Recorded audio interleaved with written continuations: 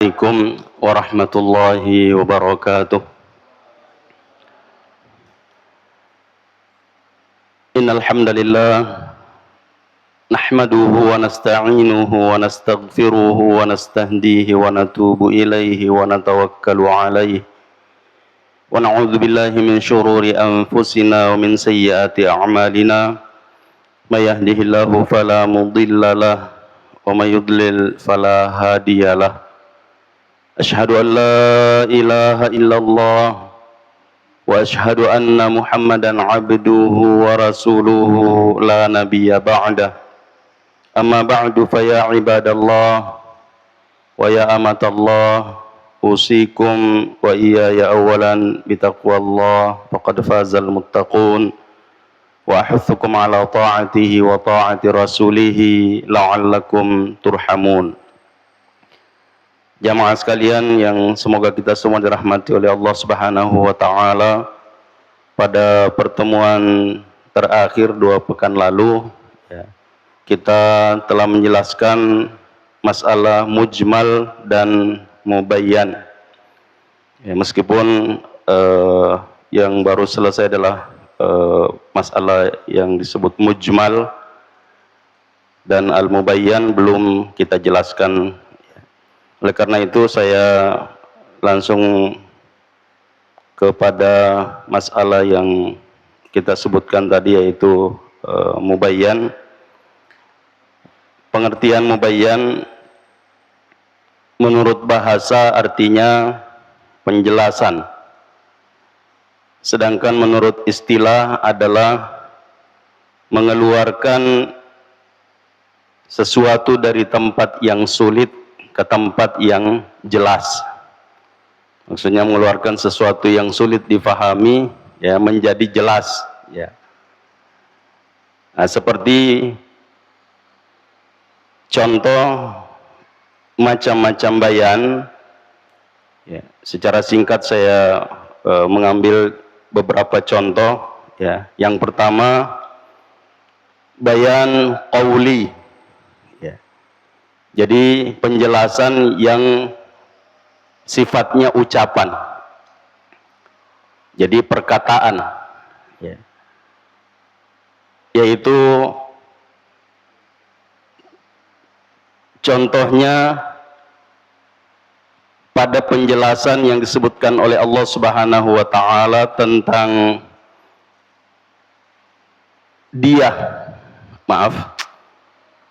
dam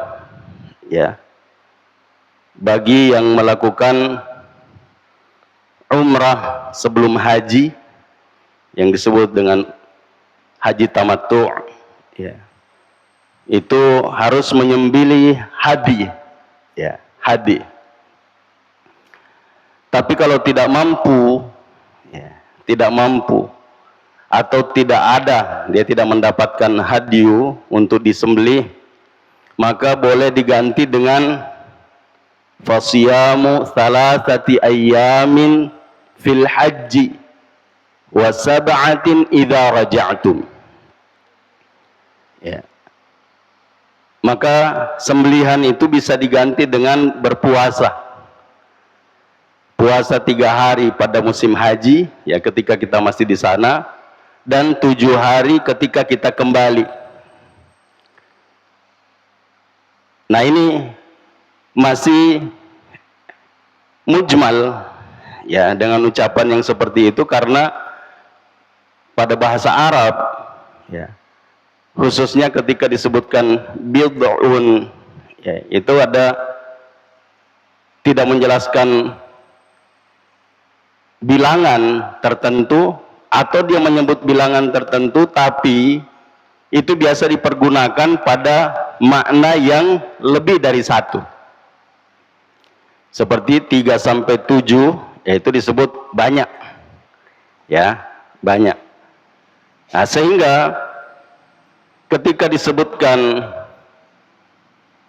puasa 3 hari di musim haji dan 7 hari ketika kembali,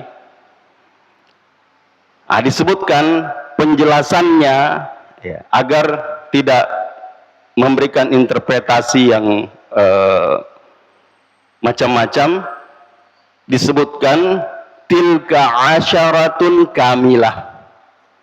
Ya, itulah 10 yang sempurna. Karena kalau disebutkan 3 itu bisa diartikan lebih, ya bukan hitungan 3 atau 7, ya bisa juga digunakan sebagai kata yang lain, bukan dari 7 yang artinya sesudah 6 atau sebelum 8.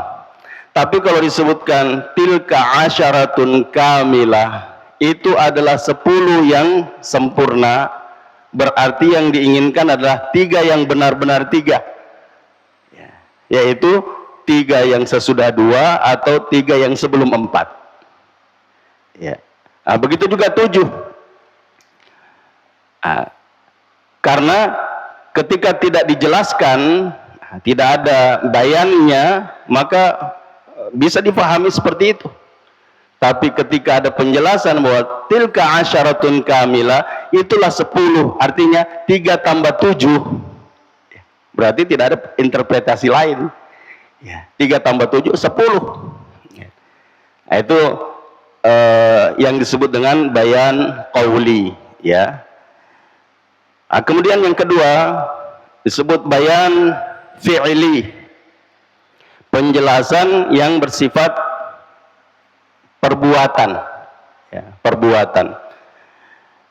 Seperti contoh misalnya sabda Rasulullah sallallahu alaihi wasallam, "Shallu kama raaitumuni usalli."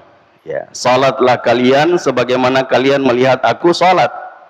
Dan Rasulullah sallallahu alaihi wasallam menjelaskan, ya, menjelaskan makna bagaimana Nabi salat itu dengan gerakan yang jelas. Ya, bagaimana Nabi ketika bertakbir, mengangkat tangan, kemudian meletakkannya di mana, itu dijelaskan secara jelas, gamblang, ya.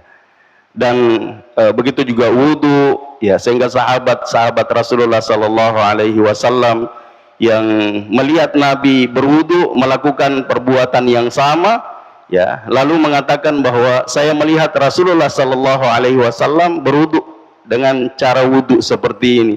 Kemudian beliau berkata, siapa yang berwudu seperti caraku berwudu ini, maka, ya, dosa-dosanya diampuni oleh Allah Subhanahu wa taala. Itu yang disebut dengan bayan fi'li. Kemudian bayan isyari, ya, penjelasan yang bersifat isyarat. Jadi Rasulullah sallallahu alaihi wasallam pernah menjelaskan bahwa asyahru hakada wa hakada wa hakada, ya, au hakada wa hakada wa hakada, dengan memberikan isyarat jarinya. Ya, bulan itu jumlah harinya bisa begini, begini, begini, ya, bisa juga begini, begini, begini, sambil melipat yang satu, berarti bisa 30, bisa 29. Itu isyarat, ya, itu penjelasan yang bersifat isyarat. Nah, kemudian selanjutnya bayan at-tark, penjelasan yang sifatnya meninggalkan, ya, meninggalkan. Nah, seperti contoh Rasulullah sallallahu alaihi wasallam, ya, sebelum meninggalkan perbuatan itu, ya, Rasulullah sallallahu alaihi wasallam biasa sesudah makan makanan atau daging yang dimasak, ya, daging yang dimasak, beliau berwudu. Kemudian setelah itu Rasulullah sallallahu alaihi wasallam meninggalkan yang seperti ini, ya, sehingga disebutkan adamul wudu'i mimma massatin nar, ya, Nabi tidak lagi berwudu, ya, ketika sudah memakan masakan atau makanan yang tersentuh api, ya. Jadi ini yang disebutkan dengan bayan at-tark. Kemudian bayan as-sukut, ya, penjelasan yang bersifat diam, ya, diamnya Rasulullah sallallahu alaihi wasallam adalah penjelasan tentang apa yang diinginkan oleh Nabi sallallahu alaihi wasallam. Seperti Ya, diamnya Nabi atas pertanyaan seorang sahabat tentang haji. Ya, Rasulullah Shallallahu Alaihi Wasallam pernah menjelaskan tentang masalah haji.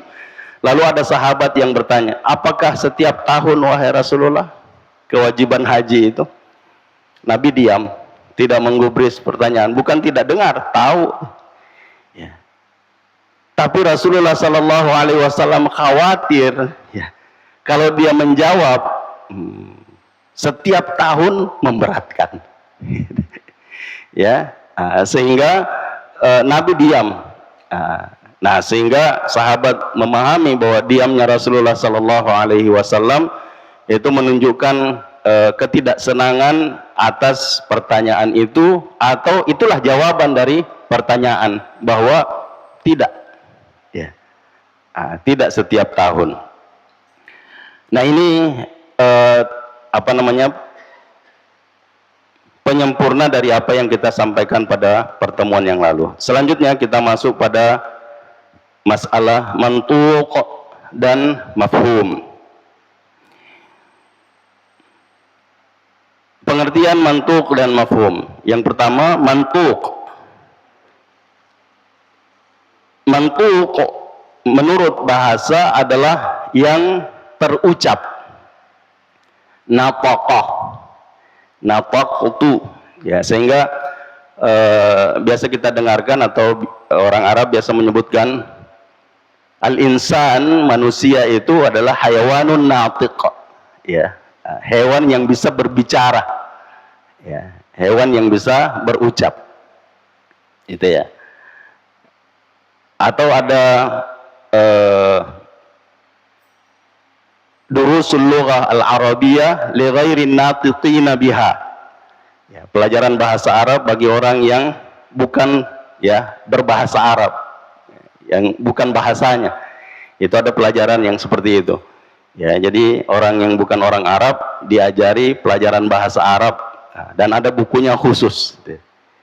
Nah, kalau sekarang yang dipakai adalah al-arabiyyah, ya, baina yadaik, dan itu yang bekerja sama dengan Al-Markaz Al-Islami yang sudah hampir 3 tahun, ya, kita kerjasama, dan yang memberikan pelajaran itu langsung dari Mesir, ya, lewat Zoom, ya, dari apa namanya, lisan, ya, lisan salam, ya, dari lisan salam. Tapi setelah kedatangan orang Arab yang terakhir kemarin ini, itu mulai dibahas tentang sebenarnya yang mengajar bahasa Arab dengan buku yang sama, ya, dan efektivitasnya lebih bagus, efisiensinya juga lebih ini bagus barangkali kalau pembayaran jud khairiyah yang membayar dosen di sana di Mesir itu dialihkan saja ke guru-guru yang bisa mengajar di sini, ya. Yang kemudian diamini dengan insya Allah dalam waktu dekat, ya, ada 2 orang pengajar langsung dari, ya, dari Yaman akan bergabung di Al-Markaz untuk mengajarkan bahasa Arab dan yang lainnya.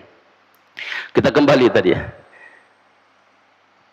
Menurut bahasa, mantuq adalah yang terucap. Sedangkan menurut istilah adalah madalla alaihi lafzu fi mahallin nutqi. Apa yang ditunjuk atas lafaz yang terucap.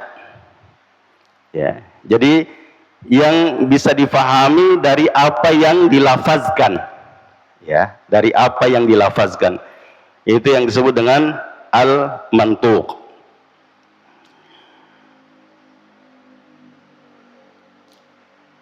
Maksudnya adalah mengambil pengertian dari lafaz yang diucapkan atau yang tertulis. Dan mantuq ini terbagi 2. Ada yang disebut mantuq bit-ta'wil, ya, ada bi ghairi ta'wil. Ada mantuq yang membutuhkan pentakwilan, ada yang tidak membutuhkan pentakwilan.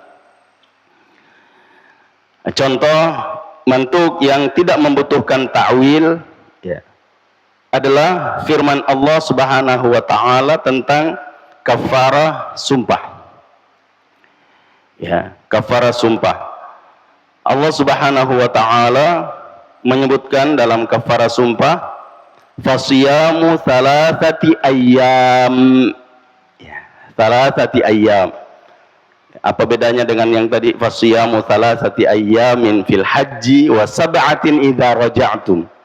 Ya, kalau di sini la yu'akhidhukumullahu bil-lagwi fi aymanikum walaki yu'akhidhukum bima aqadtumul ayman. Fakaffaratuhu it'amu 'asharati masakin min awsati ma tut'imuna ahlikum aw kiswatuhum aw tahriru raqabah. Ya, aw tahriru raqabah. Faman lam yajid fasiyamu thalathati ayyam dzalika kaffaratu aymanikum idza halaftum wahfadhu aymanakum. Ya.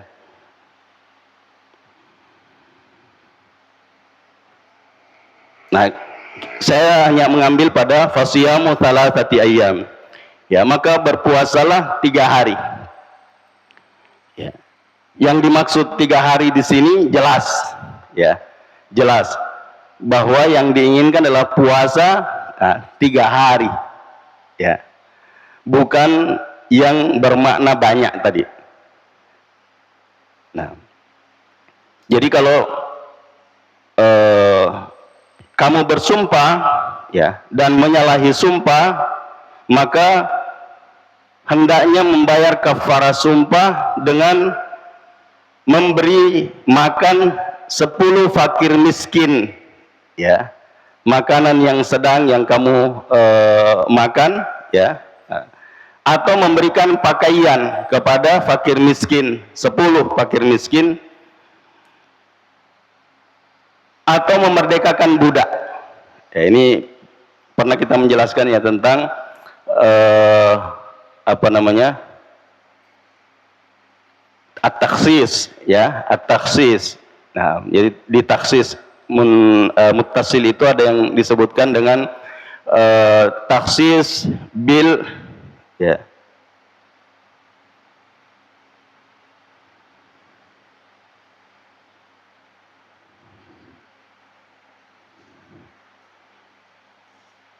mentaksis dengan penyebutan, ya, sifat. Taksis bis sifah, ya, seperti kafarah pembunuhan tidak disengaja, ya. Kafarah pembunuhan tidak disengaja itu salah satunya adalah memerdekakan, ya, raqabah mukminah, ya, raqabah mukminah itu ada mukminahnya, ya. Jadi kalau di sini fatahriru raqabah, memerdekakan budak, tidak ada mukminahnya. Jadi budak apa saja, ya, budak apa saja. Nah, tapi kalau pembunuhan tidak sengaja, maka salah satu kafarahnya, ya, adalah dengan memerdekakan budak yang beriman.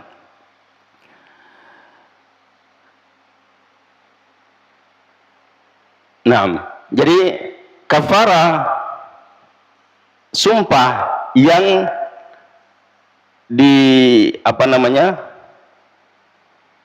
tidak ditepati, ya, adalah memberi makan 10 fakir miskin, atau memberi pakaian 10 fakir miskin, atau memerdekakan budak.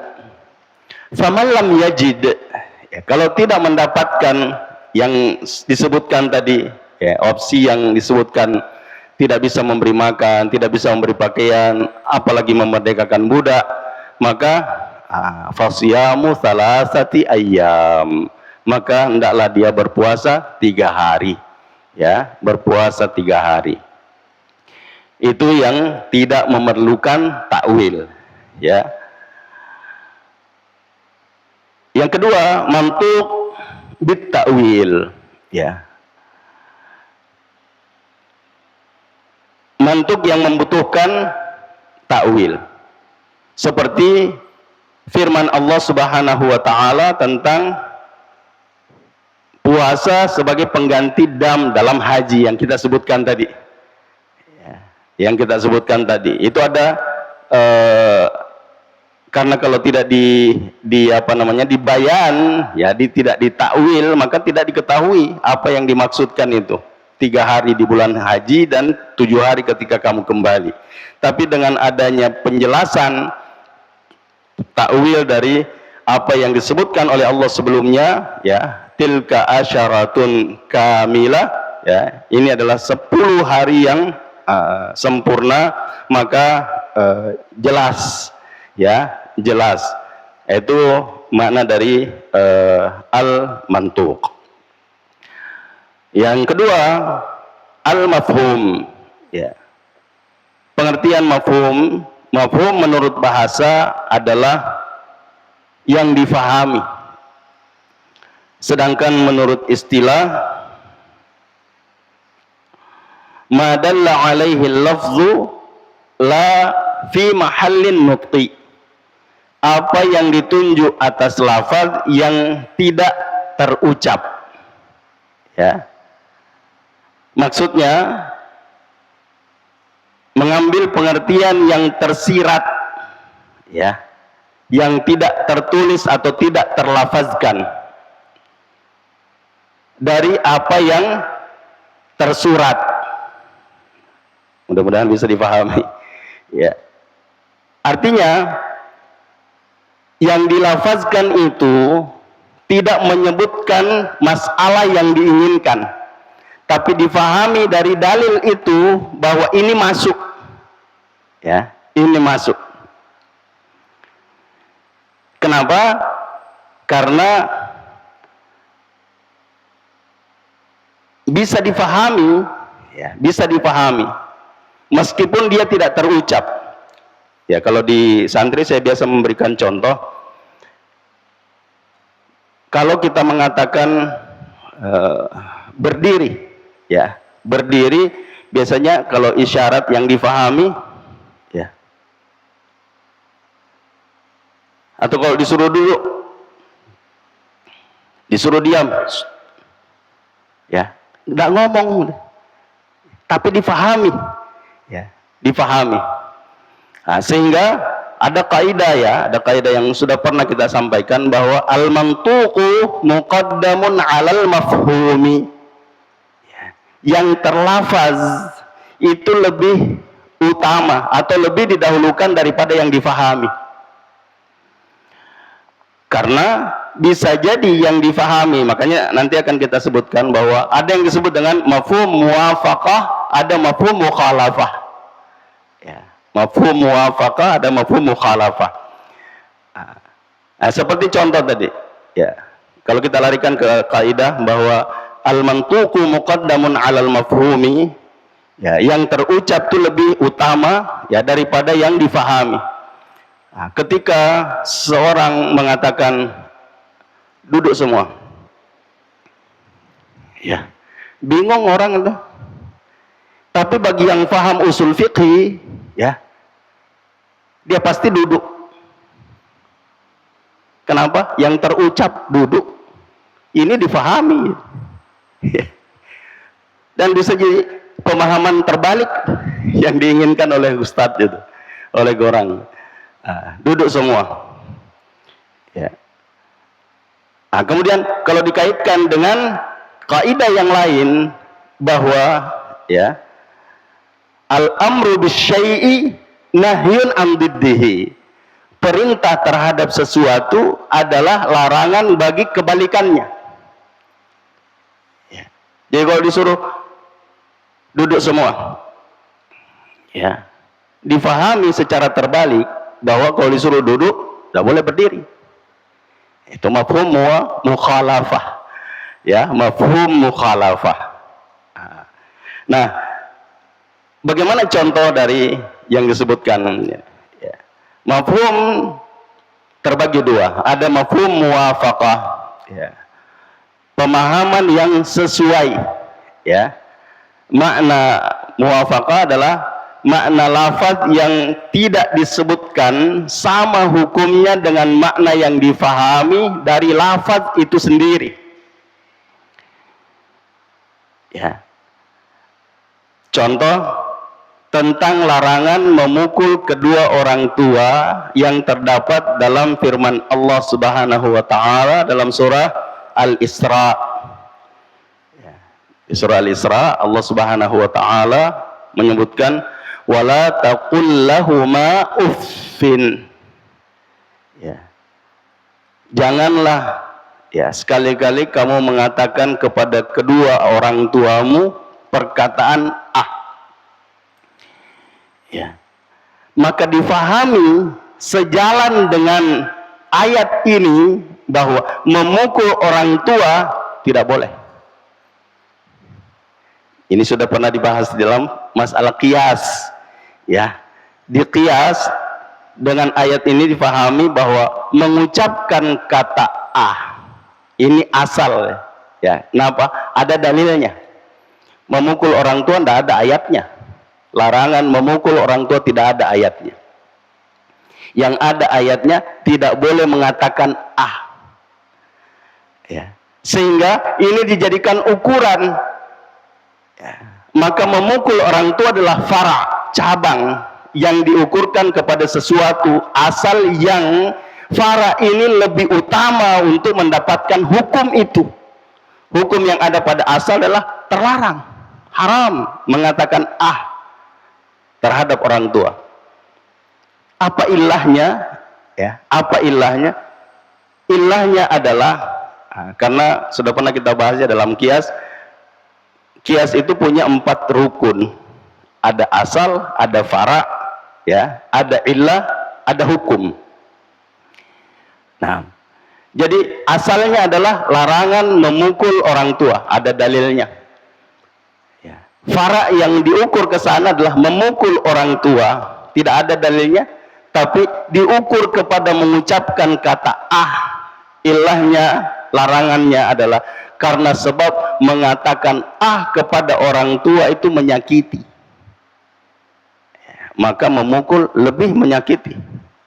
Ya, makanya di dalam qiyas contoh ini disebut qiyas aula, ya, qiyas aula. Qiyas yang lebih utama mendapatkan hukum larangan ya daripada asalnya, yaitu mengucapkan ah.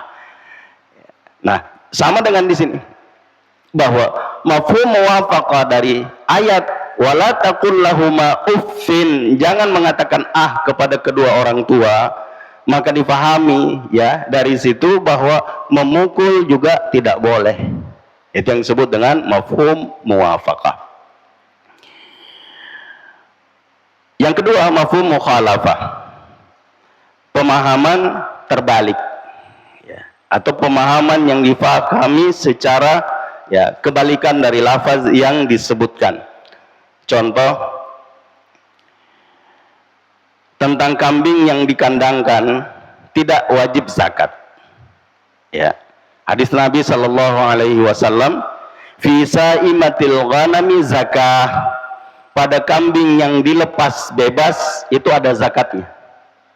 Ya, itu ada zakat. Difahami secara terbalik, yang tidak dilepas tidak ada zakat. Ya. Jadi kalau yang dikandangkan tidak ada zakat, tapi yang dilepas ya ada zakat.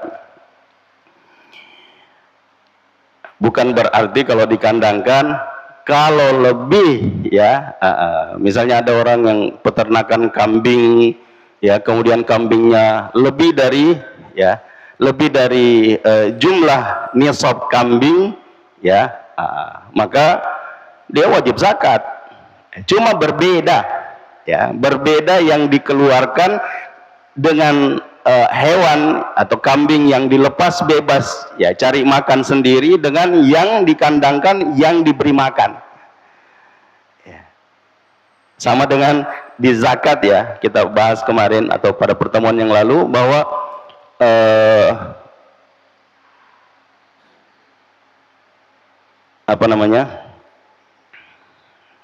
ma saqatis sama'ul usyq ya, apa yang disirami dengan air hujan zakatnya ya, 1/10. Ya. Jadi tanaman yang hasilnya ya dipanen karena dia disirami dengan air hujan, maka zakatnya 1/10. Tapi yang memakai siraman yang membutuhkan biaya itu nisful usyur, ya, 1/5, ya, 1/5. Bukan berarti bebas dari ya zakat, ya sama dengan ini tadi. Ya, yang dilepas bebas tentu zakatnya lebih besar, ya, zakatnya lebih besar dibanding dengan yang membutuhkan biaya. Seperti yang diternak misalnya, ya butuh ya biaya peternaknya berapa, pakannya berapa, itu dihitung, ya, itu dihitung. Nah ini yang disebutkan, ya, tapi ini contoh ya mafhum mukhalafah yang terakhir, karena saya ingin menjelaskan juga terpisah dari apa yang kita pelajari ini, karena seharusnya saya menjelaskan pada malam Jumat yang lalu, tapi saya absen ya, jadi saya ingin menjelaskan pada malam ini. Masih ada waktu ya, sedikit saya minta waktu lebih 5 menit. Nah, yang terakhir dari contoh mafhum mukhalafah adalah dalam firman Allah Subhanahu wa taala, al-hajju ashhurun ma'lumat.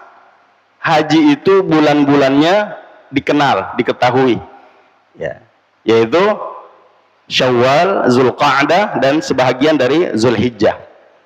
Artinya orang yang berhaji, berniat haji pada bulan-bulan haji itu insya Allah hajinya sah. Ya. Difahami secara terbalik, ya, bahwa orang yang melakukan berniat ibadah haji pada bulan-bulan selain bulan-bulan yang dikenal itu, bulan-bulan haji, maka tidak sah hajinya. Jadi yang diucapkan al-hajju asyurun ma'lumat, artinya kalau kita berhaji pada bulan-bulan itu, ya, berniat haji maksudnya, ya, karena al-hajju Arafah, ya pastinya harus ke Arafah.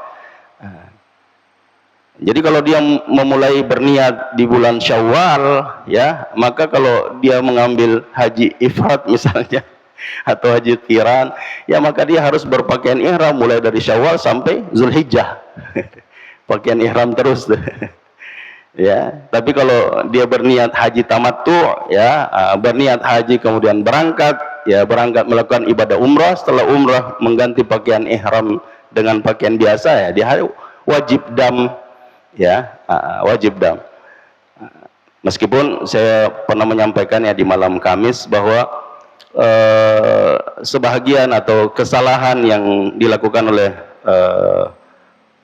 pemerintah, ya, biasanya, ya, meminta sebelum berangkat jamaah haji itu sudah dimintai pembayaran dam, padahal belum tentu kita kena dam. Ya, kita belum berangkat sudah dimintai dam kurban, ya, padahal belum tentu. Apalagi kalau memang nanti di sana misalnya kita tidak dapat, ya, ada uang tapi tidak ada kambing, ya, kita tidak tahu tempatnya di mana, maka bisa diganti dengan puasa. Puasa 3 hari di sana, 7 hari ketika kembali. Ya, tapi ya, itulah yang biasa kita dapatkan. Nah, sehingga jamaah sekalian yang semoga kita semua dirahmati oleh Allah Subhanahu wa taala, ini yang bisa kita jelaskan pada masalah usul fiqh ini,